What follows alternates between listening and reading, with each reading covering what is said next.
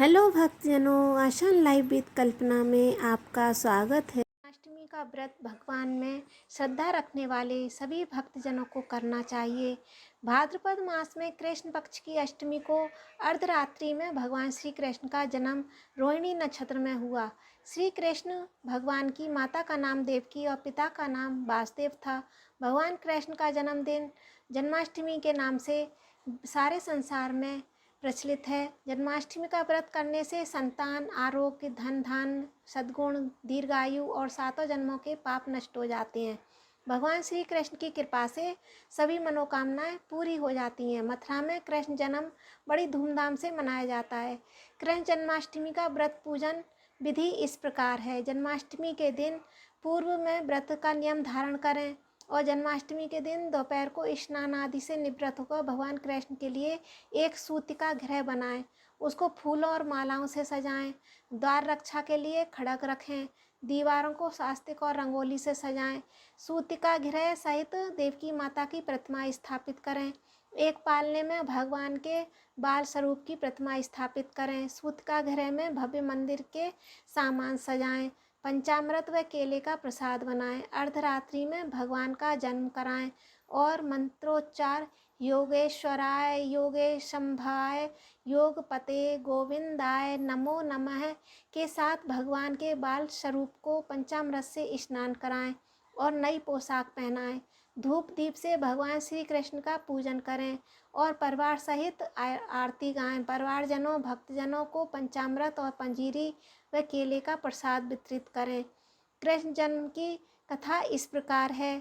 भाद्रपद की कृष्ण पक्ष की अष्टमी को रोहिणी नक्षत्र में जब सिंह राशि पर सूर्य और वृष राशि पर चंद्रमा था, तब मथुरा के कारागार में वासुदेव की पत्नी देवकी के गर्भ से भगवान श्री कृष्ण का जन्म हुआ।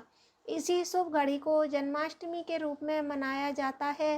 श्री कृष्ण भगवान के जन्म की कथा इस प्रकार है। एक राजा उग्रसेन राज्य करते थे। राजा उग्रसेन के पुत्रों में सबसे बड़ा पुत्र कंस था। देवकी कंस की चचेरी बहन थी। कंस उग्रसेन को जेल में डालकर स्वयं राजा बन गया। इधर कश्यप ऋषि का जन्म राजा सूरसेन के पुत्र वसुदेव के रूप में हुआ। कंस देवकी को बहुत प्यार करता था। देवकी का विवाह वासुदेव जी के साथ हुआ। जब कंस अपनी बहन देवकी को विदा कराने के लिए रथ से ले जा रहा था, तो आकाशवाणी हुई कि हे कंस, जिस बहन को इतने स्नेह के साथ विदा करने जा रहा है, उसी का 8वां पुत्र तेरा संहार करेगा। आकाशवाणी होते ही कंस देवकी को मारने के लिए उद्यत हुआ और जैसे ही चारों तरफ हाहाकार मच गया। सभी सैनिक वासुदेव जी का साथ देने को तैयार हो गए, पर वसुदेव युद्ध नहीं चाहते थे। वसुदेव जी ने कंस को समझाया कि तुम्हें देवकी की 8वीं संतान से वह है, मैं तुम्हें 8वीं संतान सौंप दूंगा। वसुदेव सत्यवादी थे। कंस ने वसुदेव की बात मानकर दोनों को बंदी गृह और पहरेदार बिठा दिए। कंस ने देवकी की सभी संतानों को मारने का निश्चय कर लिया। जैसे ही देवकी ने प्रथम पुत्र को जन्म दिया, कंस ने उसे जमीन पर पटक कर मार डाला। इसी प्रकार देवकी के 7 संतानों को मार दिया।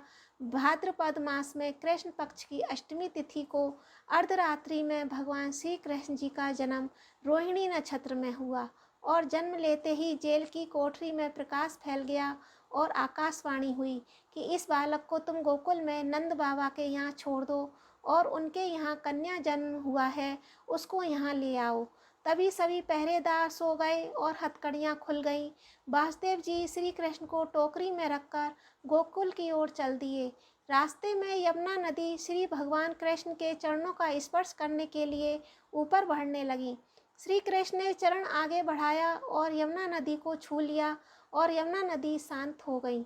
वासुदेव जी ने नंद बाबा के यहाँ गए बालक कृष्ण को माँ यशोदा के बगल में सुला दिया और कन्या को लेकर वापस कारागार में आ गए। जेल के दरवाजे बंद हो गए। वासुदेव जी के हाथ में हथकड़ियाँ पड़ गईं। पहरेदार उठ गए। कन्या के रोने की आवाज़ आई। कंस को सूचना दी गई। कंस ने कारागार में जाकर कन्या को लेकर पत्थर पर पटक कर मारना चाहा। तभी कन्या हाथ से छूटकर आकाश में उड़ गई और बोली, हे कंस, तुझे मारने वाला पैदा हो चुका है। कंस ने भी श्री कृष्ण को मारने के बहुत प्रयास किए। श्री कृष्ण भगवान को मारने के लिए उनके दैत्य भेजे, परंतु श्री कृष्ण ने अपनी अलौकिक शक्ति से सभी दैत्यों को मार डाला। अंत में कंस का वध कर उग्रसेन का राजा बनाया गया। बोलो श्री कृष्ण भगवान की जय। ओम नमो भगवते वासुदेवाय। अगर आप मेरी वीडियो देख रहे हैं तो सब्सक्राइब करें और शेयर करें, लाइक करें। Thank you. फिर मिलते हैं आगे आने वाली वीडियो में।